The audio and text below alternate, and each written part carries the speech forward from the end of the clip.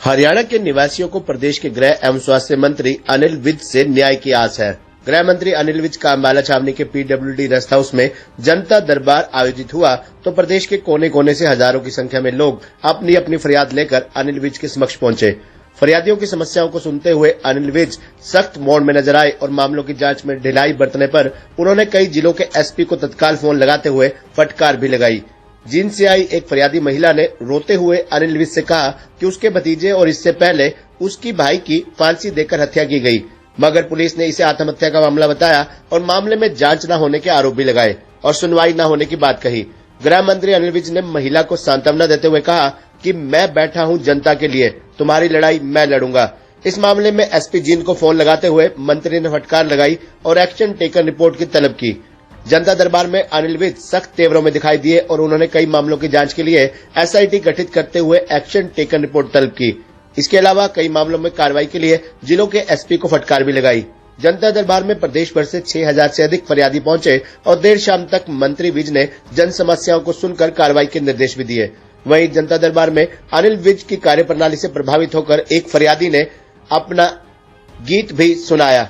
इस जनता दरबार में जींद के पिल्लू खेड़ा से आए एक फरियादी ने बताया कि दिसंबर 2022 को उसकी 14.5 वर्षीय भतीजे के साथ मंदिर के पुजारी के बेटे ने रेप किया। भतीजी मंदिर में माथा टेकने गई थी, लेकिन वहां पुजारी के बेटे ने जबरदस्ती उसकी भतीजे के साथ रेप किया।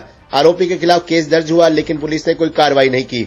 शिकायत पर संज्ञान लेते हुए गृह मंत्री अनिल विज ने इस मामले में तुरंत जींद के एसपी को कार्रवाई करने के निर्देश दिए। वहीं इस दरबार में चरखी दादरी से पहुंचे एक व्यक्ति ने बताया कि 5 महीने पहले उसके ऊपर जानलेवा हमला हुआ था। पुलिस ने 3 में से मात्र एक आरोपी को गिरफ्तार किया है। पीड़ित ने बिलखते हुए बताया कि वह अपने गांव में भी नहीं जा सकते, वह आरोपियों के डर से दिल्ली में रहता है। संज्ञान लेते हुए अनिल विज ने तुरंत एसपी को फोन करके शाम तक दोनों आरोपियों को गिरफ्तार करने के निर्देश दिए।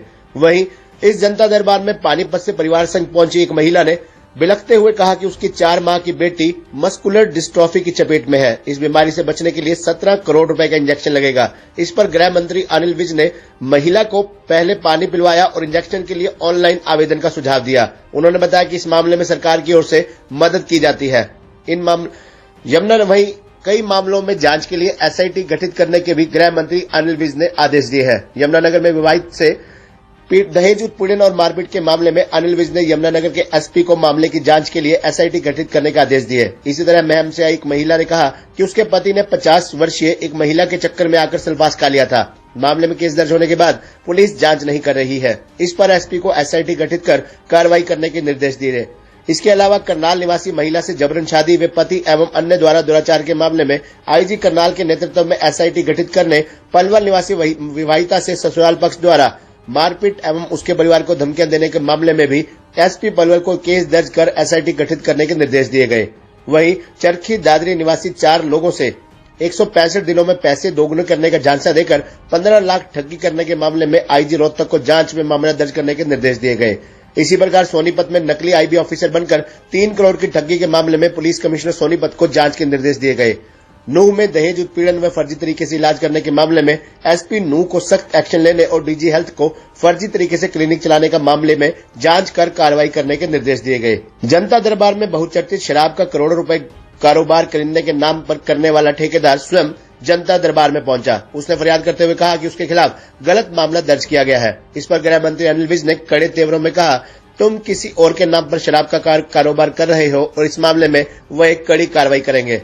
गौरतलब है कि इस मामले में अनिल विज ने पहले ही एसआईटी गठित कर जांच के निर्देश दिए हैं और करिंदे की शिकायत पर उसको तब पुलिस सुरक्षा भी दिलवाई गई थी। जनता दरबार के दौरान अम्बाला रेंज के आईजी शिबाज कविराज सहित प्रदेश की सभी पुलिस रेंज से एक डीएसपी, भाजपा मंडल अध्यक्ष राजीव गुप्ता, डिम्पल, अजय प्राशर, किरणपाल चौहान, जसबीर जस्सी, सुरेंद्र तिवारी, श्याम सुंदर अरोड़ा, राम बाबू यादव, अनिल कौशल, बब्बू सोनी, बीएस मिंद्रा, सुदर्शन सहगल, आशीष अग्रवाल, दीपक ओबराय सहित असंख्य गणमान्य लोग भी इस जनता दरबार में मौजूद रहे।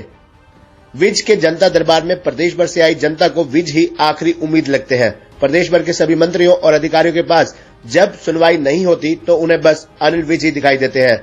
अपनी शिकायत लेकर आए राहुल ने बताया कि वे सुबह 6 बजे से आए हुए हैं और अब 10 बज चुके हैं। राहुल ने कहा कि वे अनिल विज को अपनी समस्या बताकर ही जाएंगे, क्योंकि विज की सुनवाई हर जगह होती है। दूसरा उदाहरण गुरुग्राम से है, जहां से आए पुरुषोत्तम ने भी यही बताया कि विज ही उन्हें आखिरी उम्मीद लगते हैं। अगर प्रदेश में कहीं भी सुनवाई ना हो तो विज का दरबार ही आखिरी सहारा लगता है। तीसरा उदाहरण कैथल का है, जहां से आए प्रवीण कुमार ने विज के समक्ष अपनी लिखित शिकायत रखी। गौरतलब है कि अनिल विज के जनता दरबार में लोगों की भीड़ लगातार बढ़ती जा रही है। पिछले महीने विज की सर्जरी होने की वजह से अनिल विज छुट्टी पर थे, जिसकी वजह से जनता दरबार नहीं लग पाया था। एक महीने बाद विज का जनता दरबार लगा तो बीते कई दिनों से विज के जनता दरबार का इंतजार कर रहे लोगों की उम्मीदें बढ़ती नजर आई। लगभग एक महीने बाद लगे अनिल विज के जनता दरबार में हरियाणा भर से आई लोगों की भीड़ अनिल विज से मिलने के लिए सुबह से ही जुटना शुरू हो गई थी।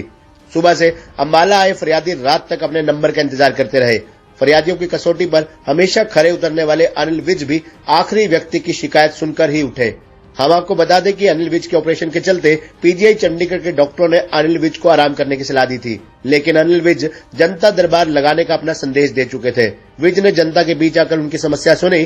जनता दरबार के बाद गृह मंत्री अनिल विज ने मीडिया से बातचीत करते हुए बताया कि काम करने से ही उन्हें आराम मिलता है। विज की माने तो उन्होंने लगभग 5 से 6 हजार लोगों की शिकायतें सुनी है।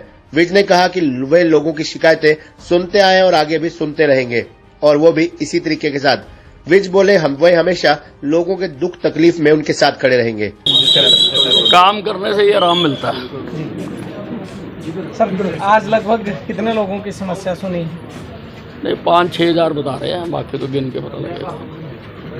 आगे भी इसी तरह सिलसिला जारी अब बिल्कुल ऐसे ही रहेगा, लगातार सुनते रहेंगे और लगातार लोगों की जो दुख तकलीफ है उसमें साथ खड़े हैं और साथ खड़े रहेंगे।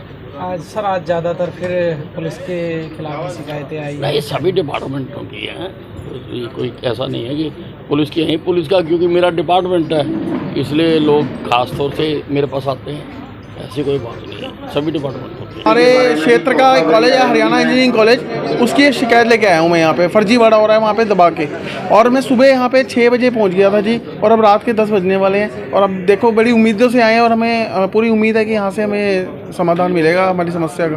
कुछ लोगों ने जो पीछे बीजेपी से एक किसान मोर्चा के अध्यक्ष हैं, उन्होंने कब्जा करा दिया गया है, जो पीछे पंचायती ज़मीन में प्लॉट काट के बेच रहे हैं, जिनकी लोगों के पास भी कोई रजिस्ट्रियाँ नहीं है। मेरे पास रजिस्ट्री है। अब मेरी ज़मीन को हड़पना चाहते हैं, जिस पे मेरे घर में एक मर्डर भी कराया जा चुका है और मेरे ऊपर पुलिस भी दबाव बना रही है, जिसके वजह से 154(3) और 354 के कई मुकदमे मेरे घर पे सब पे लगा दिए गए हैं। अब काफ़ी उम्मीद से मंत्री जी के पास आए हैं कि मंत्री जी इस चीज़ में हमारी कोई